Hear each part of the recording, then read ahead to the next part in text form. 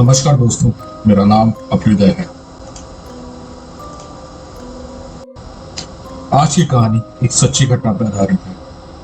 यह कहानी अशोक की। अशोक जो एक ऑटो चलाने वाला था, उसकी एक रहस्यमय तरीके से मौत हो जाती है। यह कहानी उसी के बारे में है। तो चलिए समय ना बर्बाद करते हुए यह कहानी को हम तुरंत शुरू करते हैं। अशोक जो आर्थिक रूप से काफी असहाय था, जिसके कारण उसने 20 साल पहले एक ऑटो खरीदा था और तब से वो ऑटो चलाने का काम ही करता है। वो ऑटो चलाने में बहुत माहिर है, परंतु एक हादसे ने उसकी जिंदगी ही खत्म करके रख दी। आखिर क्या था वो हादसा? चलिए शुरू करते हैं इसके साथ कहानी को। अशोक पूरे दिन की मेहनत करके अपने घर की ओर निकलता है। वो अपने परिवार की पूरी जिम्मेदारी अच्छे से निभाता है। ऑटो रिक्शा पूरे दिन चलाने के बाद वह थक जाता है, लेकिन वह इसके बावजूद बेहद खुश है। आज उसकी कमाई बहुत अच्छी हुई है। वह सोचता है घर पहुंचते हुए रास्ते से कुछ खाने के लिए ले चलेगा, ताकि उसके दोनों बच्चे और पूरा परिवार को खुशी मिले। अशोक अपने परिवार से बेहद प्रेम करता है। वह हर दिन अपने समय से ज्यादा वक्त ऑटो रिक्शा चलाता है, ताकि किसी भी दिन उसके परिवार वालों को किसी के सामने भी हाथ फैलाने की जरूरत ना पड़े।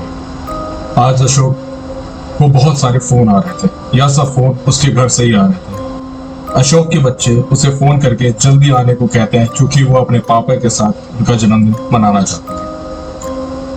अशोक के बच्चे अशोक को लगातार 2 घंटे से फोन कर रहे थे। अशोक उन्हें हर फोन पर मना कर देता था, क्योंकि वह चाहता था कि थोड़ा सा पैसा और कमा ले, ताकि अच्छे तरीके से अपना जन्मदिन मनाया जा सके। रात के करीब 11 बज रहे थे। इस वक्त गांव के लोग अधिकतम नींद की अवस्था में होते हैं। अशोक को कोई सवारी भी नहीं मिल रही थी। अशोक ने सोचा आज का हो गया, अब उसे शायद कोई और ग्राहक नहीं मिलेगा। आज उसकी जेब में वैसे भी 1500 रुपए आ चुके थे। अब वो अपने घर की ओर निकलने लगा। वह बेहद खुश था। वह रास्ते में ढाबे से कुछ खाना भी लेकर जाने की सोच रहा था। रात के वक्त होने के कारण वह तेज रफ्तार से ऑटो दौड़ा रहा था। यह रास्ता उसके घर की तरफ का एक शॉर्टकट रास्ता था। वह ऑटो को हवा से बात करवा रहा था। तभी अचानक से एक तेज रोशनी उसके सामने पड़ी। वह खुद को बचाने के लिए ऑटो के हैंडल को दूसरी तरफ मोड़ दिया।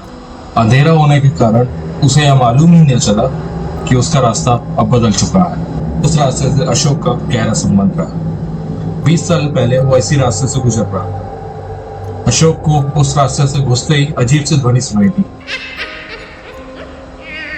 उसे अपना यही सबक फिर से याद आने लग जाता है। वह ऐसे दिन 20 साल पहले यहाँ से गुजरा था। उस समय में रास्ता बेहद सुनसान था और आज भी रास्ता बेहद ही ज्यादा सुनसान है। वह आगे जल्दी बढ़ रहा था, तभी अचानक ऑटो रिक्शा के सामने एक लड़की आ गई। लड़की की शक्ल देख अशोक बेहद घबरा गया। अशोक की आंखें बंद हो गई।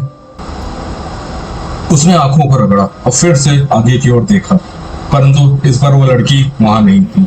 उसी वक्त अशोक के कंधे पर उस लड़की का हाथ आ जाता है। वह सर्द हवा में भी पसीने से भीग जाता है, एकदम डर के मारे कपकपाने लगता है। वह लड़की उससे बोलती है, भैया आगे की तरफ चलेंगे? अशोक डरते हुए जवाब देता है, नहीं मैं तो घर जा रहा हूँ। वो लड़की फिर कहती है, मैं आपको आपके घर तक पहुंचा दूंगी। अशोक डरते हुए बैठा लेता है। अपना फोन निकाल कर लगातार अपने घर वालों को फोन करने की कोशिश करता है, परंतु उसके फोन में नेटवर्क नहीं आ रहा होता है। लड़की उसी वक्त कहती है, यह फोन नहीं चलता। अशोक इस वक्त तक हद से ज्यादा घबरा जाता है। उसे मालूम पड़ता है जो लड़की ऑटो में बैठी है, उसकी तस्वीर उसके आगे बने शीशे में दिख ही नहीं रही होती। अशोक उस लड़की को देखने के लिए पीछे मुड़कर देखता है, तो उससे ऑटो का ध्यान भटक जाता है और ऑटो एक विशाल पेड़ में जाकर टकराता है। इसमें अशोक की मौत हो जाती है। आगे क्या होता है अशोक के साथ, क्या होता है उसके परिवार के साथ, यह सब जानने के लिए कल ठीक इसी समय 10 बजे दोबारा इसी चैनल पे फिर हम आपसे मिलेंगे और इस कहानी को आगे कंप्लीट करेंगे। तब तक के लिए धन्यवाद।